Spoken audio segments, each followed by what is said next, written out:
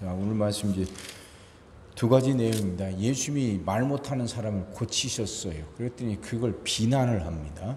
예수님이 귀신의 왕, 그걸 바알세불이라고 부르는데 귀신의 왕의 힘으로 그 귀신 들린 것, 말 못하게 하는 귀신을 쫓아냈다고 하는 거죠.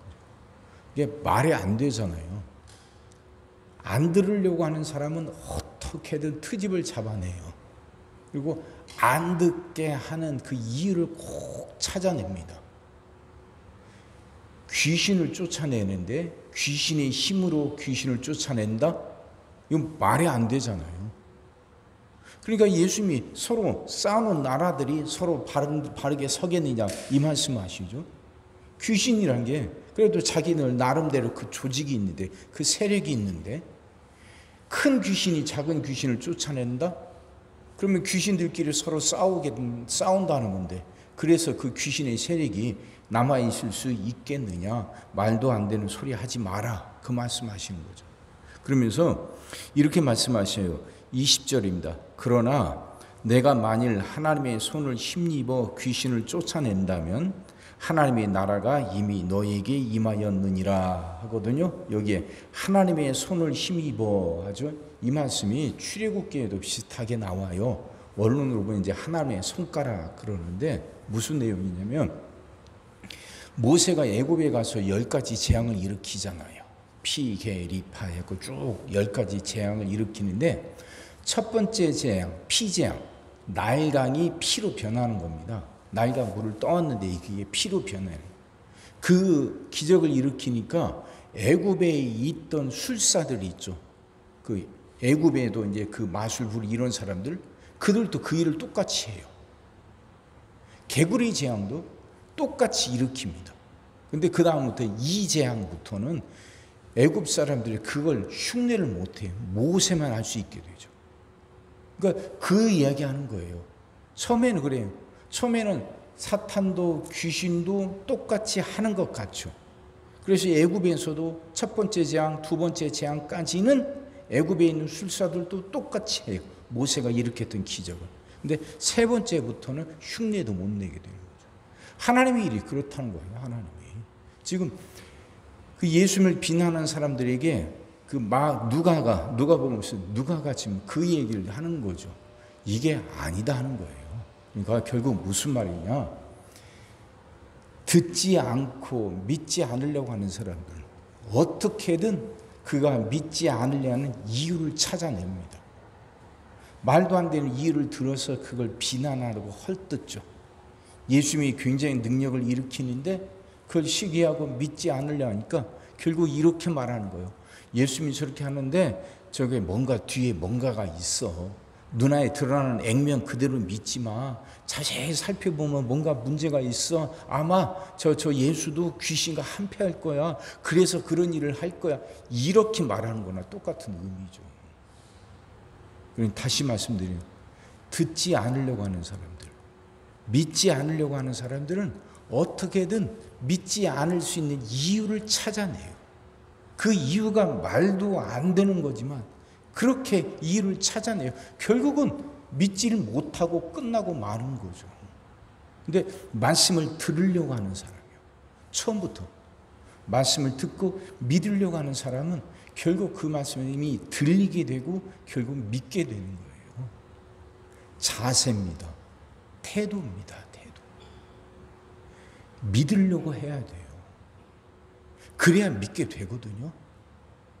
믿지 않겠다 하는 사람은 어떤 것을 봐도 어떤 것을 들어도 결국 믿지 못하고 끝나고 마는 거죠. 그러니 예수님을 비난했던 그들은 결국 멸망당하고 만 거잖아요. 그 다음에 예수님이 또 이런 말씀하십니다. 24절에요. 더러운 귀신이 사람에게서 나갔을 때 물 없는 곳으로 다니며 쉬기를 구하되 얻지 못하고 이에 이르되 내가 나온 내 집으로 돌아가리라 하고 그러죠. 귀신은요 혼자 존재하지 못합니다. 어딘가에 기생을 해요. 그러니까 그 거라사 광인 때도 말씀드렸죠. 거라사 광인의 이게 군대에 귀신이 들어갔단 말이에요. 엄청난 귀신이 그 한 사람 속에 들어갔어요. 예수님이 찾아오시니까 그들 스스로 예수님이가 사정을 하죠. 우리가 갈 데가 없으니까 돼지떼에 들어가게 해달라고. 그렇게 해서 돼지떼 속에 들어가고 돼지들이 몰살당하게 만들잖아요. 그게 귀신이에요. 사탄이에요. 이 사탄은 혼자 존재하지 못하고 어딘가에 기생을 해요. 그러니까 지금 한 사람 속에 들었던 귀신이 나갔단 말입니다. 나가서 너 어딘가에 또 들어가야 되는데 돌아다녀 보니까 들어갈 데가 없어요. 들어갈 데가 없어서 그래서 다시 자기가 나왔던 사람에게 찾아가 봤단 말이에요.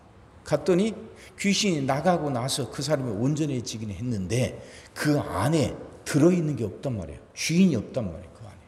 그러니까 이 귀신이 이번에는 자기 동료들 7을 데리고서 그 사람 속에 들어갔다는 거죠.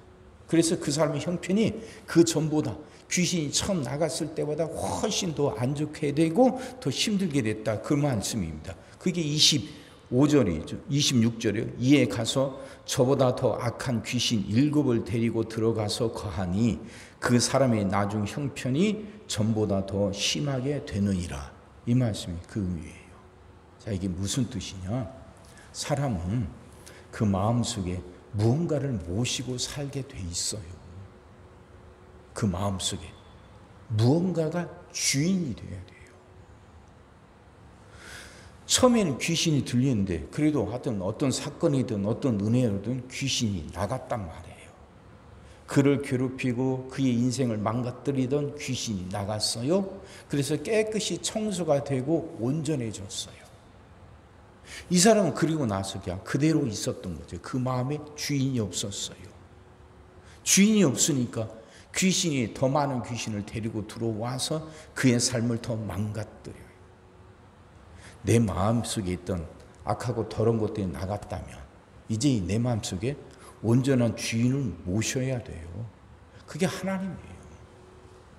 사람들은 자기가 자기 삶의 주인이 되려고 하죠. 그래서 자기가 그 자리에 앉으려고 해요. 근데 그게 아니거든요. 자기가 앉는다는 말은 결국 세상 것이 앉는다는 의미예요. 그럴수록 그의 삶은 더 망가지기 마련입니다. 내 마음은 빈 공간으로 놔둘 수가 없어요.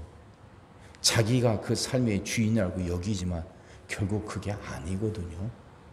자기가 아닌 다른 것들이 그 마음속에 주인으로 자리 잡아야 돼요. 이게 인간이에요. 성경이 말하는 인간이죠. 인간은 영적인 존재이거든요. 영적인 존재 안에는 누군가가 주인이 돼야 돼요. 누군가가 그 삶의 중심의 자리에 앉아야 돼요. 영적인 존재가. 영적인 존재가 앉아야 되는데 그 영적인 존재가 앉아야 할 자리를 자기가 앉는다 생각하고 살아가거든요. 그럼 그게 건강할 것 같은데 그러지 않습니다. 자기가 앉는다 생각하는 사람은 결국은 공중의 권세 잡은 자가 그 자리에 앉게 돼요. 내가 앉는 게 아니에요. 영적인 또 다른 존재가 앉는 거거든요. 그러니 마음속에 하나님이 계셔야 돼요. 세상의 영, 세상적인 거, 공중의 권세 잡은 자는 결국 우리를 망가뜨리지만 하나님은 우리의 삶을 풍성하게 만드는 거예요. 내가 내 삶의 주인이 될 수 있는 게 아니에요. 아니에요. 그건 영적인 존재, 나보다 더 큰 영적인 존재가 내 삶의 자리에, 중심에 자리해야 되거든. 하나님이 모시라는 거예요. 하나님만이 내 삶의 주인이 돼야지.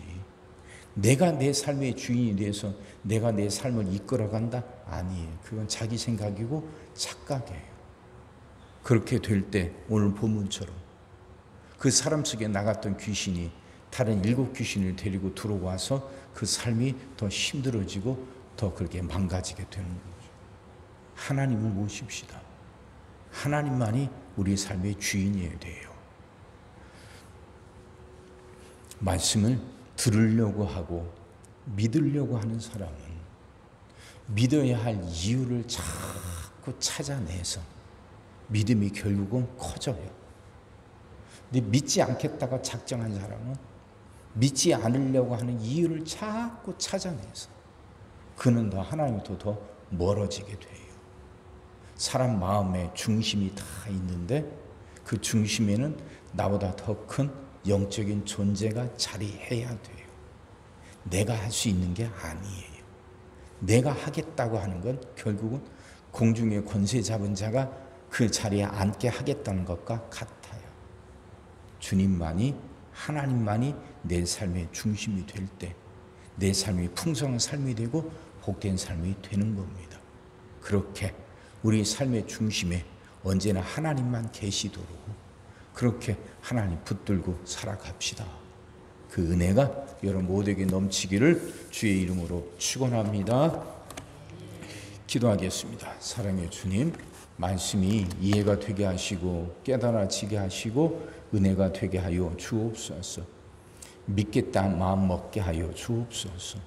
말씀을 대하는 우리의 자세와 태도가 달라지게 하여 주시사 들리는 말씀마다 듣는 말씀마다 깨달아지고 은혜가 되게 하여 주옵시고 믿음이 더 자라나게 하여 주옵소서. 하나님, 그리고 우리 마음의 중심에 언제나 하나님이 계시게 하여 주옵소서. 하나님이 계시지 않을 때 세상 것이 들어와서 우리 삶을 더 망가뜨린다는 걸 분명히 이제 알고 깨닫게 하시사 하나님이 그 마음의 중심에 언제나 계실 수 있도록 그 하나님 붙들게 하시고 그 하나님께 순종하며 살아가는 우리들 되게 하여 주옵소서. 오늘도 우리 모든 성도들 위해 기도합니다. 한 사람 한 가정 빠짐없이 일일이 찾아가셔서 오늘도 함께 하시고 은혜 내려 주옵소서. 가정들이 다 평안하게 하시고 식구들이 다 건강하게 하시며 생업이 다 형통하게 하시고 문제들이 다 해결받게 하여 주옵소서. 우리 자녀들을 축복하시고 앞길을 열어 주옵소서. 우리 자녀들이 하나님을 사랑하게 하시고 말씀을 지키게 하시며 하나님께 영광 돌리는 일꾼들로 살아가게 하여 주옵소서. 하나님, 간절히 기도합니다. 우리에게 새날을 허락하여 주옵소서. 그래서 성도들은 질병을 이겨내고 물질의 어려움을 극복하고 수많은 문제들을 해결하며 살아가게 하시고 교회 안에서는 예배가 살아나 빈자리가 가득 채워지며 언제나 생명의 역사가 일어나게 하여 주옵소서. 오늘도 모든 성도들 눈동자처럼 지키시고 복된 길로 인도하여 주옵소서. 믿사옵고 예수님의 이름으로 기도하옵나이다. 아멘.